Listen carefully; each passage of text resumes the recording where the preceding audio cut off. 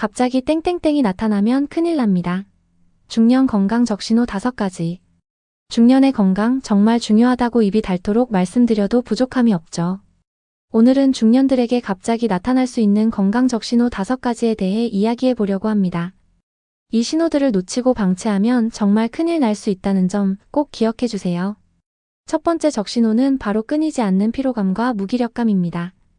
나이 탓인가? 하며 쉽게 넘기기 쉬운 증상이죠.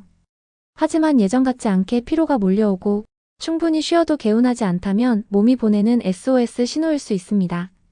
단순 피로가 아닌 다른 질병의 초기 증상일 수도 있으니 만약 2주 이상 지속된다면 꼭 병원을 찾아 정확한 진단을 받아보셔야 합니다. 두 번째는 잦은 소화불량과 속쓰림입니다. 중년이 되면 소화 기능이 자연스럽게 떨어지는 건 사실입니다. 하지만 만성적인 소화불량, 특히 속쓰림이 잦아진다면 위 건강을 점검해야 합니다. 위염, 위궤양은 물론 심각한 경우 위암의 초기 증상일 수도 있습니다.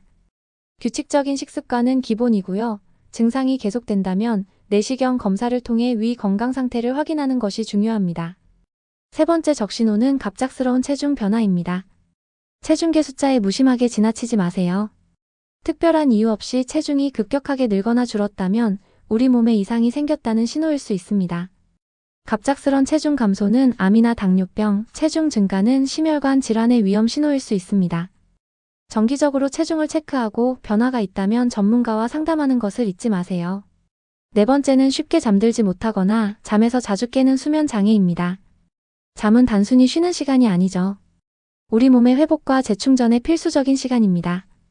수면 부족이 지속되면 면역력 저하, 우울증, 심혈관 질환 등 다양한 건강 문제로 이어질 수 있습니다.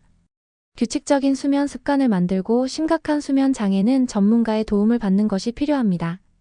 마지막 5번째 적신호는 갑자기 나타나는 통증입니다. 어깨, 허리, 무릎, 중년이 되면 여기저기 쑤시고 아픈 곳이 늘어나죠. 하지만 갑자기 나타나 2주 이상 지속되는 통증은 단순한 노화 현상으로 치부할 수 없습니다.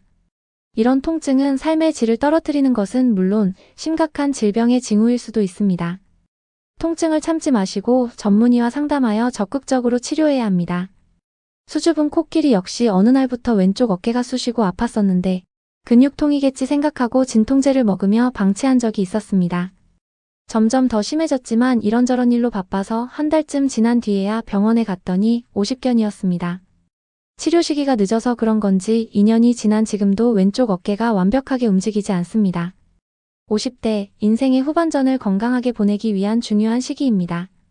오늘 말씀드린 5가지 건강 적신호를 꼭 기억하시고 몸에 이상 신호가 느껴진다면 미루지 말고 병원을 찾아 전문가와 상담하세요. 제 주변 지인들에게도 어디든 불편하면 무조건 병원부터 가라고 잔소리 아닌 잔소리를 합니다. 건강은 스스로 챙기는 만큼 행복한 노후를 선물해 줄 겁니다. 수줍은 코끼리는 여러분들의 건강하고 행복한 삶을 응원합니다. 오늘 영상이 여러분의 건강관리에 조금이나마 도움이 되었기를 바랍니다. 오늘도 제 이야기를 들어주셔서 감사합니다. 여러분들의 구독과 좋아요는 제게 힘이 됩니다. 다음 영상에서 또 만나요.